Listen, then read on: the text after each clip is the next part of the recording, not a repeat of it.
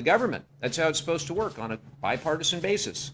And we see firsthand what's at stake with government funding for families, for healthcare providers, for everyone who depends on federal services. But where we find ourselves today really is without precedent. Last week, House Republicans forced a vote on a purely partisan funding bill that drives up healthcare costs, does nothing to protect families from skyrocketing premiums. We're going to talk about the Affordable Care Act, but it's not just about the Affordable Care Act. Anybody that has health care in the United States will see their premiums go up as a result of what the Republicans want to do. With regard to the ACA, those tax credits are set to expire at the end of this year. And if that happens, 660,000 Californians will lose their health insurance altogether because it'll simply be too expensive for them to renew.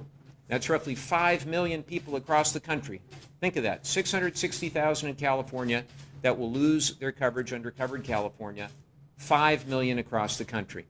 Not to mention, those who stay on Covered California will see their premiums go up, in many cases very significantly. That means parents paying hundreds more a month just to take their kids to the doctor. It means families having to choose in some cases between health care and groceries. These cuts would hit places like TrueCare very, very hard. That's why we wanted to be here today. But it's not just TRICARE. Anywhere you get your health care in San Diego, these cuts will impact you and your family. If you're on the ACA, if you're on Medicare, if you have private insurance, if you have employer-sponsored insurance, these cuts and these premium increases will impact you. So I would not stand for that, and I will not stand for that. And I'm one of those that voted against the partisan funding bill. I'm grateful to my friends in the Senate because it passed in the House on a purely party line vote, but it requires 60 in the Senate. The Senate held firm and voted no. Here's the hypocrisy, and I wanted to share something with you. President Obama had to deal with a shutdown in 2013. And at the time, citizen Donald Trump said, and I quote, "Problems start from the top and they have to get solved from the top." He said, quote, "The president is the leader and he's got to get everybody in a room and he's got to lead." He said that on Fox and Friends, by the way. And he continued, "I really think the pressure is on the president," end quote. He really said all that stuff. We posted the video of it this morning. Today as president, he's doing the exact opposite. You probably know that he had actually agreed to a meeting with Democratic leadership, with Chuck Schumer and with Hakeem Jeffries. That meeting was supposed to happen earlier today, 3 o'clock Eastern time today, Thursday. But then he pulled the plug. He pulled the plug after John Thune and Mike Johnson told him to pull the plug. At least that's how it's been reported. So the president refuses to meet. The president refuses to negotiate. The president refuses to solve anything at all. That is the opposite of leadership. And this whole situation, as far as I'm concerned, is on him and is on the Republican leaders of Congress who empower him regardless of the cost. To make matters worse, the budget director, Russ Vought, more and more people are hearing about Russ Vought these days. He was a key architect of Project 2025. He told federal agencies in a memo that came out this morning that if there was a shutdown, that they should just fire workers. They should just have a wide-scale reduction in force and shut down programs that Congress already approved. That is blatantly unconstitutional. It is blatantly illegal, and we will not be intimidated by that sort of threat. Shutdowns do cause temporary furloughs. That is true. But they cannot be used to fire career civil servants or to erase programs that remain the law of the land. Courts are going to reverse it, and taxpayers, unfortunately, will end up paying even more when those folks are rehired with back pay. So let's be clear again. Republicans control the House. Republicans control the Senate. We all know Donald Trump is in the White House. If the government shuts down, it's because they wanted it to shut down. It is because they refuse to negotiate in good faith with any of us. This is on them. So the bottom line for me is this. We've got to lower costs for families. We've got to protect access to care and we've got to stop this breakdown of the American healthcare system that we are seeing in real time. I'm ready to return to Washington right now. I think we would both get on a flight right now if it meant we could go negotiate in good faith to try to get a bipartisan spending deal across the line to prevent a shutdown and to protect the services that San Diego families depend on. And while I'll keep working in good faith, I will not compromise health care for my constituents. Not now, not ever. And with that, I'd like again to introduce my dear friend and welcome him to North County and to True Care, Senator Adam Schiff. Mike, thank you very much. Thank you all for being here. And Michelle and Will, thank you for inviting us to True Care. Thank you for the incredible work you do providing quality care for all of your patients every day of the year. And to my friend Mike Levin, thank you for organizing today's press conference to put a spotlight on the challenge the country is facing right now. We are days away from Donald Trump shutting down the government, and we are weeks away from millions of people getting notices in the mail that their health insurance premiums are skyrocketing. For in Oceanside, for example, a family of four, a medium family of four, they can expect their premiums in the marketplace to go up by $952 for the year. Almost a $1,000 increase because of the cuts that Donald Trump Republicans put in their big ugly bill.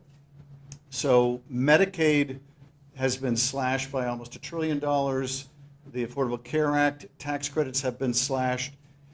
Those go into effect immediately. The Medicaid cuts will take place 2 years from now, but the cuts to the Affordable Care Act will take place as soon as January. And that means that people are going to be getting prohibitive increases in their insurance.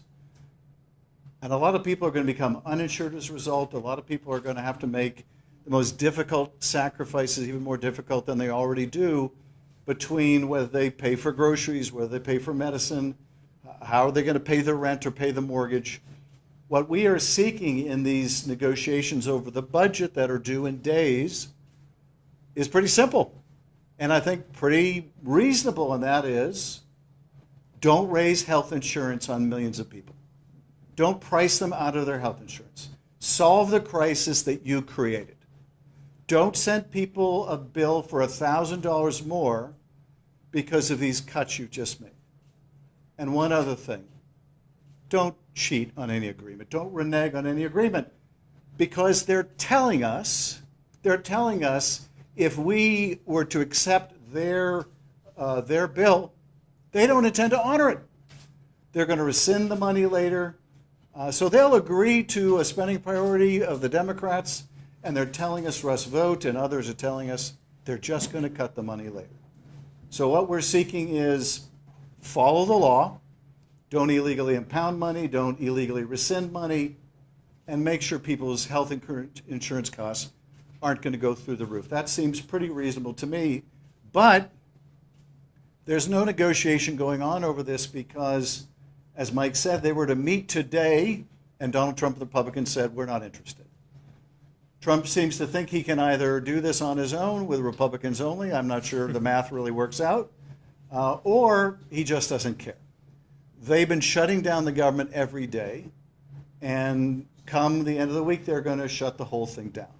That seems to be, for whatever reason, what they want to do, but it will be enormously destructive to the country. We're already going through the self-inflicted economic wound of these on-again, off-again tariffs. We're already seeing a kind of stagflation where the economy is not growing. We're having month after month of essentially stagnant job growth, even as inflation goes higher and higher. This is the worst time for Trump to insist on a shutdown. So we urge him to come to the table. Republicans, come to the table. You campaigned on reducing costs for American families. Don't force their insurance to go through the roof. It seems like a terrible reason to force a government shutdown so you can raise people's insurance premiums. We're going to hear today from folks at True Care about what this means in terms of patient care. My particular concern is most immediately people who buy their insurance in the marketplace are going to get these steep increases, and as a result, a lot of people are going to drop out. They're simply not going to be insured. They're going to come to clinics like this because they need help, but they're going to be uninsured. They're going to show up at emergency rooms. They're not going to get the kind of proactive preventive care they should get to maintain any kind of chronic health problems that they have. And as these Medicaid cuts come closer and closer, a lot of clinics like this one are just going to shut down. I was on the phone with 2 hospitals in California this week alone that are already in the process of shutting down. And this is even before these cuts go into effect, because a lot of rural California hospitals are already on a razor's edge. They cannot afford a shock like we're facing. So you'll hear from the experts about what it means in terms of delivery of patient care, but I really appreciate, Mike, you bringing us together to shed a spotlight on what these budget talks really mean. We're fighting for health care in the budget. That's our priority. It's not theirs, but it is our priority. And we hope they'll come back to the table or come to the table. And with that, let me hand it back over to Mike. Thank you. Thank you. Well, thank you, Senator, for always standing strong for California and for always making us proud. And I'm really excited to introduce Michelle Gonzalez, the President and CEO of TrueCare. TrueCare is doing a fabulous job in this community, and I always listen. When she speaks, I listen, and I am very concerned by what she has told me in private about what some of this may do to TrueCare and to our entire healthcare system throughout San Diego and beyond. So with that, Michelle, take it away.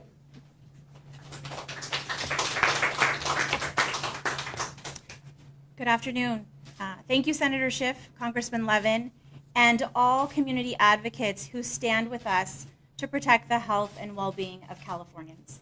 I'm Michelle Gonzalez, and I am proud to stand before you as the President and CEO of TrueCare, a federally qualified health center that serves more than 70,000 patients across Southern California.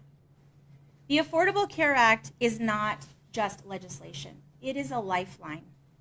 I have been with TrueCare for over 20 years, and during my tenure, I have witnessed 2 distinct eras: the years preceding the ACA and the years following it. The ACA transformed what was possible for our patients: accessing timely and comprehensive treatment, preservation of their health, and ensuring that families have a safety net, whether they need intervention for a serious condition or just routine care. The enhanced premium tax credits created under the Inflation Reduction Act are a tool that ensures health transformation continues.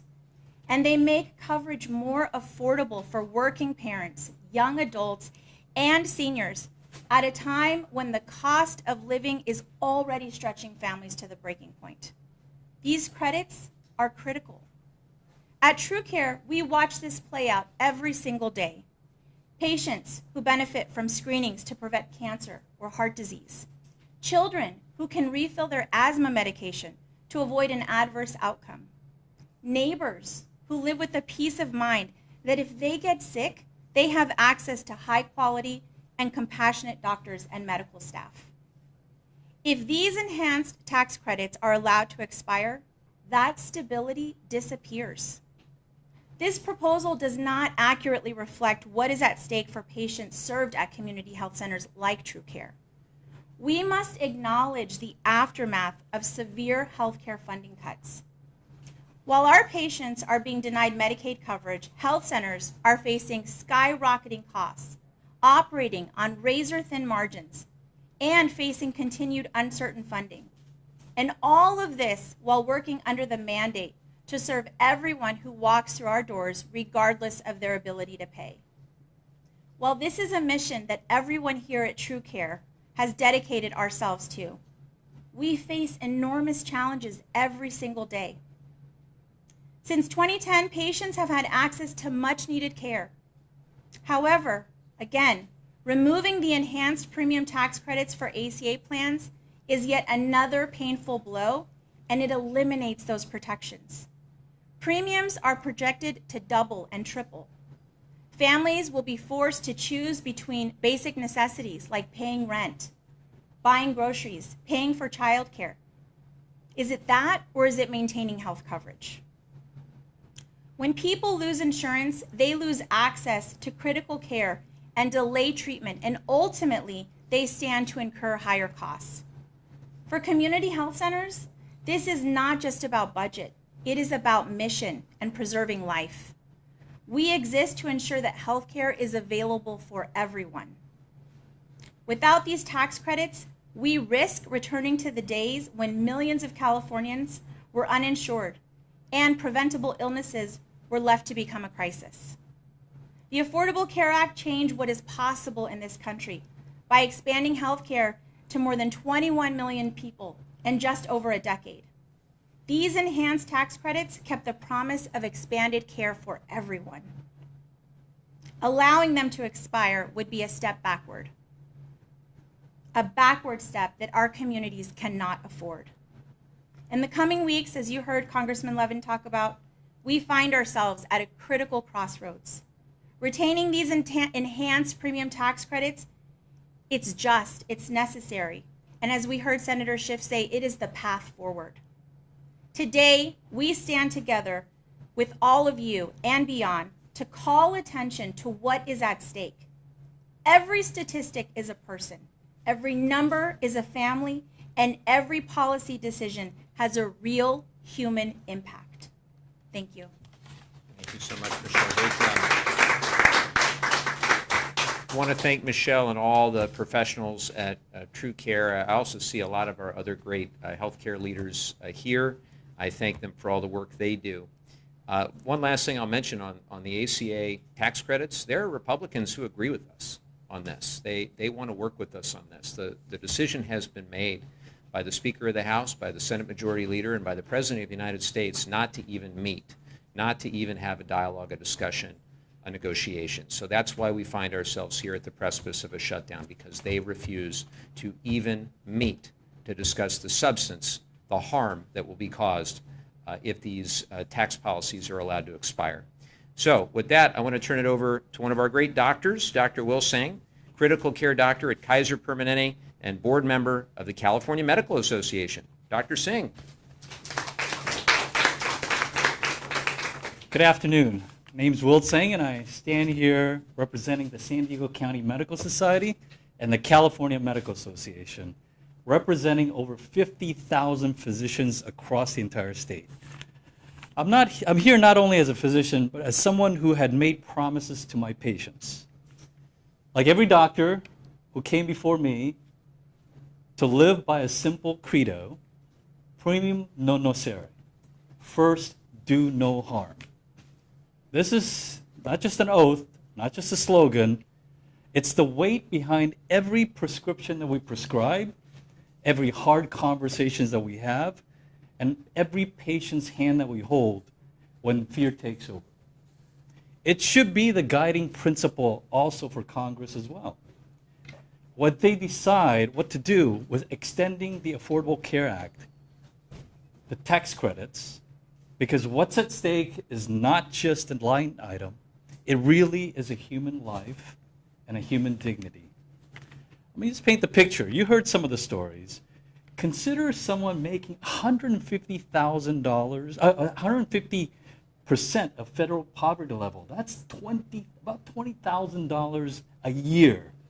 A little bit over $400 a week. Okay, they're going to have their premiums raised. All right, that's choosing between grocery and medicine, grocery and healthcare, rent or electricity, not medicine. It will put them out of reach of normal people. Just more than just $400 a week. That's all they have, and you're asking them to pay more. All right. For them, the insurance will go from barely within reach to just completely out of reach. And when healthier people that can't and are priced out of healthcare, everybody pays. Premium's going to go up for everyone. You heard that. And it's true. It happens. And it isn't just one person. You heard millions of people across the entire country will end up in the same fate. And California over 500,000, right? In terms of covered California, that has helped increase the affordability for healthcare for many of us, and I've seen it. A family of six that makes 64,000, a family of four making 64,000 will have to pay thousands more. A couple at 60 making $80,000. That means two people making $80,000 at the age of 60 will have to pay $17,000 more. That's 25% of your budget. It's got to come from somewhere, all right? So these are real cuts that really will impact people's lives. So behind every number, I see a face, a diabetic patient who decides, maybe I'll stretch my insulin out for another week. I'll just shrink the dose. It's okay. It's the same, right? For a mother who says, no, maybe I'll hold off my asthma. I'm still okay. I'm wheezing, but I'm okay. Because I have to pay rent. I have to pay the kids' food. A farm worker who ignores chest pain because, well, I can't afford it right now, until it's too late and they come in with a heart attack. These are the things that we will see, and we did see before the ACA. The consequences, as you heard, will start immediately in 2026.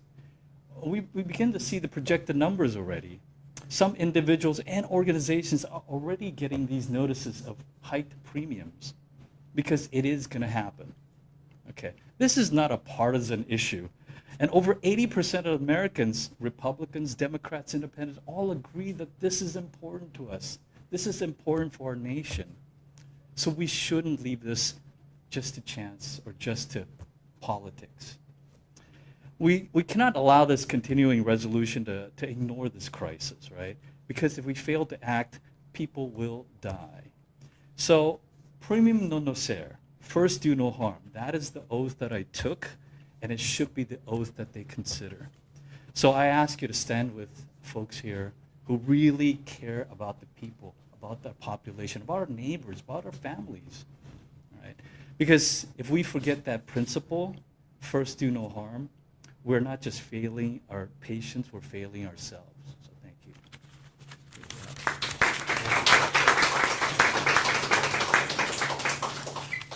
Thank you very much, Doctor. I really appreciate it. Look, there's a ton at stake. The health and security of millions and millions of Americans is on the line. Again, we are ready to work across the aisle right now on a bipartisan government funding bill that protects the health care of all Americans. And we want to get it done, and we want nothing less. I thank you. Thank the Senator and all our guests. Happy to take a few questions. Senator Schiff, John Thune, the majority leader, has said that he wants to talk about this tax credit, but it's going to be going on till the end of the year, and he doesn't want his spending bill, quote, held hostage by a guarantee right now to maintain those credits. What's your response to that? Would you just mind also saying your name and outlet for the Senator's? Thomas Fudge, KPBS. Thank you, Thomas. So Leader Thune should come to the table and negotiate with Democrats. I think what's going to happen if the Republican proposal were to go through is it kicks the can down the road until November, and then in November they'll want to kick the can down the road even further. And whatever funding is in a Republican-only funding bill, they'll simply cut priorities they don't like. They'll continue with the lawlessness. Russell Vought is telling us this is what he plans to do. So that is not an offer at all except our way or the highway. Thune needs to come to the table. The Speaker needs to come to the table. The President needs to come to the table. I don't know why they're fighting so hard for the right to raise people's health insurance costs. That seems untenable to me. But that's where they are. They should come to the table. The President seems to think they have the votes without Democrats. I'm not sure that math works, as I mentioned before, but they need to come and negotiate. Others? Usually not this quiet of a group. Thomas, go for it. Go right ahead. Spelling of Dr. Singh? T-S-E-N-G. I'll just add one thing to your question, which is on the House side, I have great respect for Tom Cole, who's the chairman of the House Appropriations Committee. He's a decent and honorable person. And, he has been saying, well, we need more time to negotiate. But, I respectfully say to the chairman, we've had the entire year to negotiate, and they've passed partisan spending bill after partisan spending bill on the committee, taking, virtually none of our amendments, and even really simple amendments. For example, I have been bringing amendments just to reaffirm Article 1, Section 9, Clause 7 of the Constitution, that it's Congress that has the power of the purse, not the executive. We authorize and we appropriate. The president does not. And Republicans, even though there's a plaque of Article 1, Section 9, Clause 7 sitting there in the room, even though the logo, Tom Cole's own logo for the committee, says Article 1, Section 9, Clause 7, I can't get Republicans on board with that. One of them came to me after one of those amendment votes and said, we agree with you. I said, well, why didn't you vote for the amendment? And he said, look, if we get sideways with this administration, our leadership, meaning Mike Johnson, doesn't have our back. And that's something that I understand, but at some point as public servants, you've got to stand for something. And when healthcare in rural communities, in urban communities, in suburban communities across this country, in every congressional district in the United States is being impacted by what they're doing, and they're unwilling to stand for their constituents because they're afraid that they might get sideways with the administration, that speaks very poorly of them, it speaks very poorly of their party, and it speaks very poorly of any sort of new compromise or new negotiation that we would get between now and November. And so that's why I think this is a fairly straightforward, you either come to the table with our leaders and yours in a good faith way, and you have some mechanism that says, if we agree on something, here's how we're going to enforce it. Here's how we're going to enforce that you're not going to rescind the funds or impound the funds inconsistent with the law. Absent that, it's very tough to get to yes. But it's easy for me to say I'm a House guy. I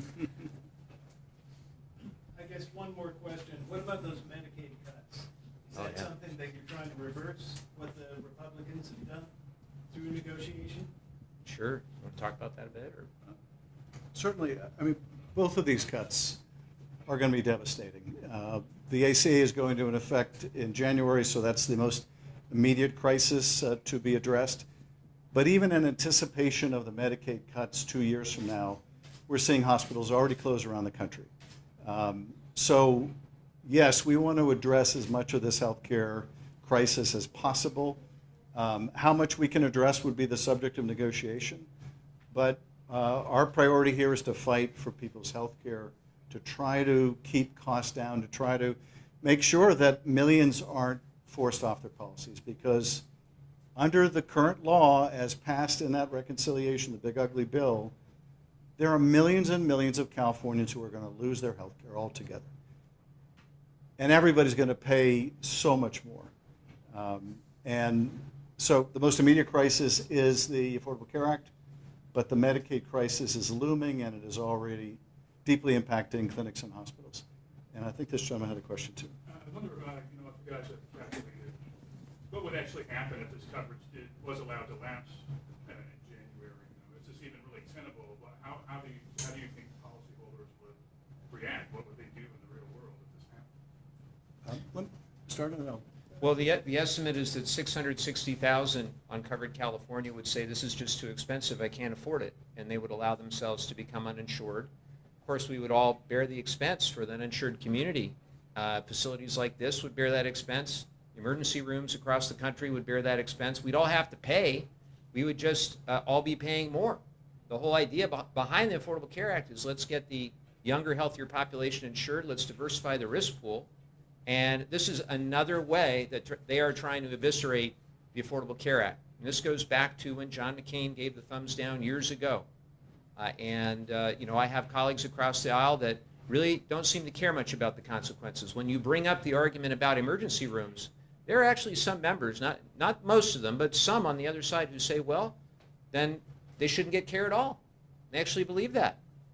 So we're dealing with a very, very disturbing reality, which is if this is allowed to move forward, we're talking about 5 million Americans who will just give up on having health insurance next year. That's on top of the additional 10 million who are going to be off of Medicaid the following year and the years after that. And according to the Kaiser Family Foundation, 92% of that group are people who are eligible for Medicaid, but who do not fill out the paperwork properly or don't go through the bureaucratic red tape.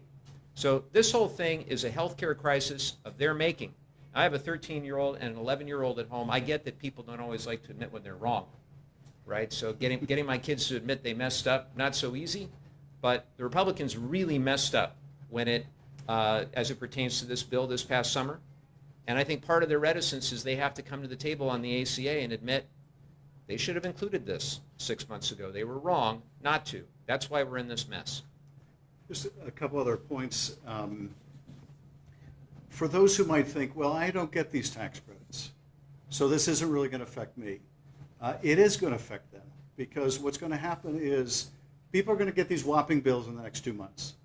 And a lot of younger, healthier people are going to say, I'm going to roll the dice. I'm young and healthy. I'm just going to hope for the best. And they're going to drop out. They're going to join the ranks of the uninsured. There's a bunch of other people going to drop out just because they can't afford it without the tax credits. But the people left in the pool are going to be older and less healthy, which means that the insurance companies are going to have to raise all those people's rates. So whether you're getting a tax credit now or not, your rates are going to go up because of all the people dropping out. And I will also say, too, for the people who are not on Medicaid, who might think, why should I care about Medicaid? Well, I would hope we would care about our neighbor who is on Medicaid, but even if someone didn't, that hospital and this clinic that is so dependent on Medicaid funding, if they can't make ends meet because suddenly the biggest portion of their revenue, which comes from Medicaid, comes from Medi-Cal here in California. If they can't keep the clinic doors open, if they can't keep the hospital doors open, that hospital and clinic closes for everybody. It's not as if the hospital stays open just for one kind of patient, not the other. So, and in some areas of California where there is only one hospital, it's a crisis. It's a crisis because people are going to die because they can't get to a hospital on time. It's a crisis because if you have one hospital in your town that closes, then the whole regional economy is devastated, because who's going to move to a town that has no hospital?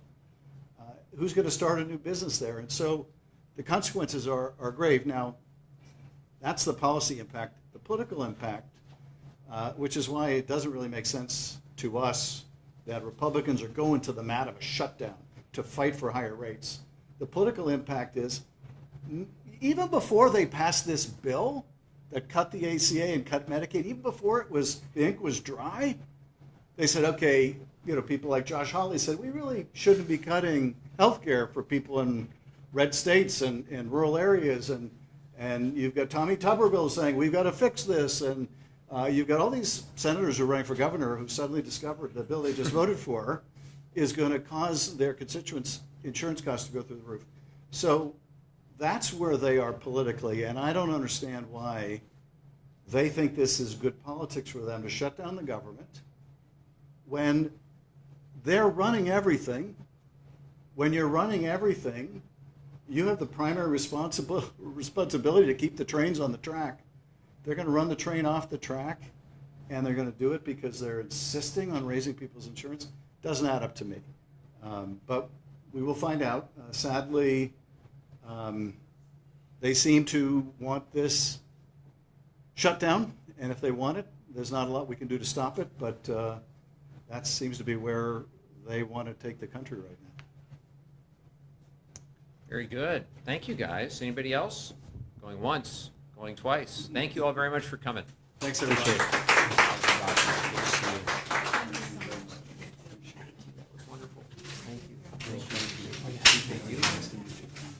Thank you.